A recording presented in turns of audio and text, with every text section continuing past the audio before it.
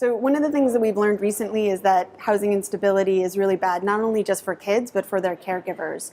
In a lot of ways, we think of it both in terms of fair or poor health, maternal depression, things like having developmental risk, not being on target if you're a kid, or having risks of hospitalizations. And I think that more and more we acknowledge it's not just about homelessness, it's about moving frequently, it's about a risk of eviction, falling behind on rent that is impacting both caregivers and children.